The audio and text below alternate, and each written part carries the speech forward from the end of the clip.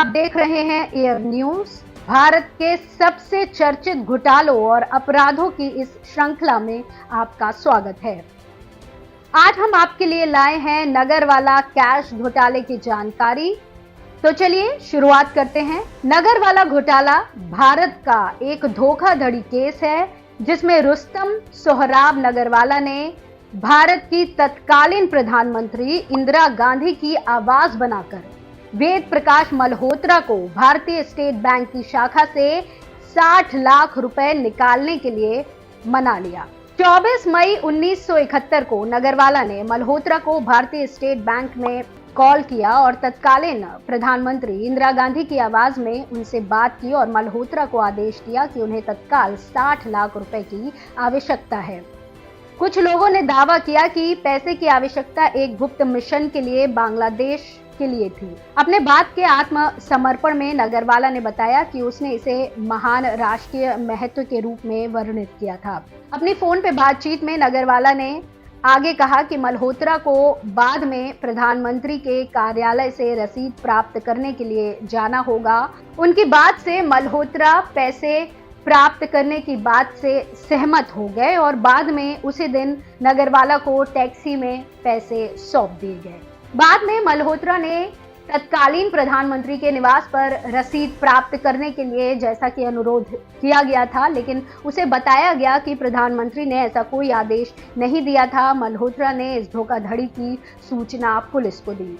सूचना के आधार पर एक दिन से कम समय में नगरवाला को हवाई अड्डे पर से गिरफ्तार कर लिया गया और उनके पास से अधिकांश पैसे की वसूली हुई। नगरवाला ने 26 मई को आत्मसमर्पण किया और उसे 10 मिनट की अदालती कार्रवाई में दोषी पाया गया। अपनी पत्रकारिता पर एसके अग्रवाल ने इस परीक्षा की गति को कानूनी इतिहास में अद्वितीय कहा।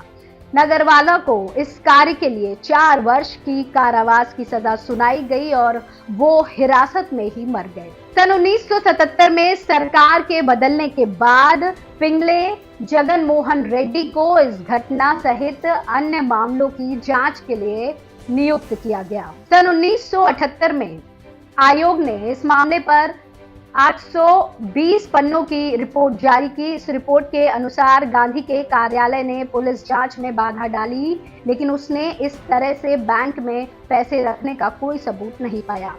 आयोग ने यह भी पाया कि आत्मसमर्पण को खारिज कर दिया जाना चाहिए था और ये केवल उस समय तक ही मान्य होना चाहिए था जब तक कि नगरवाला की मृत्यु की खबर नहीं आई। इसके बाद आयोग ने नगरवाला के आत्मसमर्पण को अवैध घोषित किया। नगरवाला केस ने भारतीय बैंकिंग और कानूनी प्रणाली में कई बड़े परिवर्तन की ओर इशारा किया। इसने बैंकों को उनकी सुरक्षा प्रणालियों को सुधारने के लिए प्रेरित किया और ये सुनिश्चित किया कि ऐसी घटनाएं भविष्य में ना हो। इसके अलावा नगरवाला केस ने भारतीय कानूनी प्रणाली के लिए एक महत्वपूर्ण बदलाव की तरफ इशारा किया।